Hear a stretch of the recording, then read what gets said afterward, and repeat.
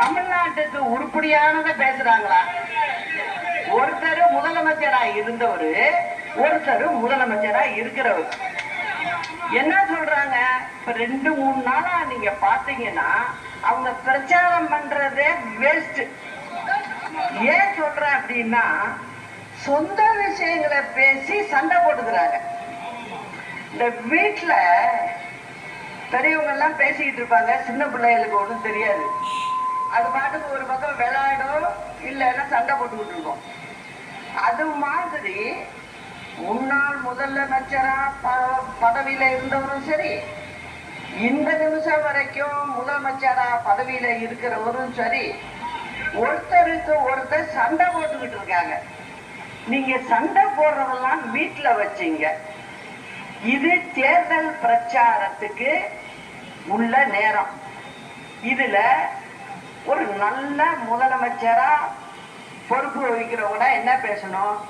மக்களுக்கு நாங்க இப்படி செய்ய போறோம், இந்த மாதிரி பண்ணோம், இப்ப வருங்காலத்துல இப்படி செய்யலான் இருக்கோம், ஏதோ ஒண்ணு சொல்லணும். நீங்க செய்ய போறது இல்ல, ஆனா சொல்லணும். ஆனா அத சொல்லாம என்ன சொல்றீங்க? அங்க துணை முதலமைச்சர் திமுக சின்ன பையன், அந்த பையனும் புதுசு என்ன சொல்றாரு? ஒரு படத்தை தூக்கி காமிச்சு, நீ முதலமைச்சர் ஆகுறப்ப இங்க யாரு படுத்துக்கிறது? இது கார்பெட் இல்ல, இவரு தான் அப்படின்னு அவர் சொல்றாரு. அதுக்கு பதில் முதலமைச்சரா இருந்தவர் என்ன சொல்றாரு? நீ பால்டாயில குடிச்சிட்டு படுத்திருந்த, இதெல்லாம் மக்களுக்கு தேவையான விஷயம். அது இது யாராவது ஒரு பொறுப்புள்ளவங்க இந்த வயசுல இத பேசலாமா? அப்ப உங்ககிட்ட எப்படி ஆட்சி பண்றதுங்கிறது தெரியல, 2 பேருக்குமே தெரியல. இல்லைன்னா இந்த பேச்செல்லாம் வராது. இரவு 10 மணிக்குள்ள பேசி முடிக்கணும். செய்க கூட காட்ட முடியாது. தேர்தல் ஆணையம் அப்படி ஒரு ரூலை வச்சிருக்கு. அப்படி இருக்கிறப்ப மக்களை பார்த்து பேசும்போது என்ன பேசணுமோ அதை பேசுங்க. அதை விட்டுட்டு இவர் சொல்றாரு, உடனே ஏற்கனவே முதலமைச்சரா இருந்தவர் என்ன சொல்றாரு? நீங்க இப்ப உள்ள முதலமைச்சரை நீங்க கொரோனாலே போயிருக்கணும்.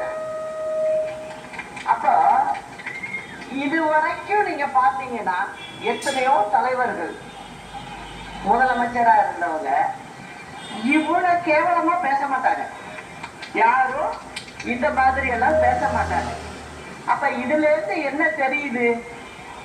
ஒரு நல்ல தரம் வாய்ந்தவர்களா இவங்க இல்லை அப்படிங்கிறது தான் தெரியுது.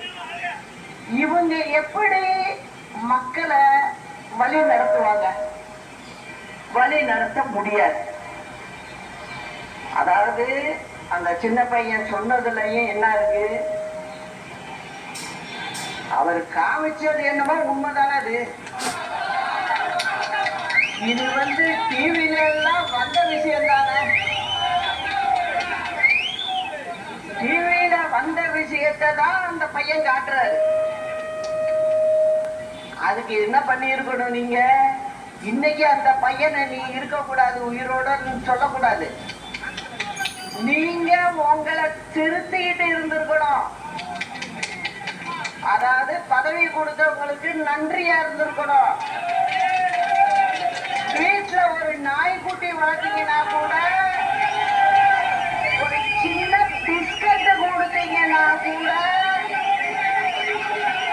அது நன்றியோட இருக்கும். அது கூட இல்லாம நீங்க செஞ்சத அந்த பையன் காமிக்கிறார்.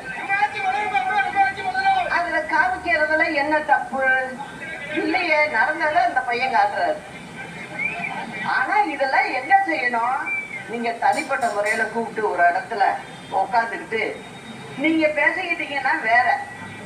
இப்ப நடக்கிறது தேர்தல் பிரச்சாரம். அதுல என்ன செய்யணும், நாங்க வந்தா இதை செய்வோம், இப்படி செய்வோம் அப்படின்னு சொல்லணும்.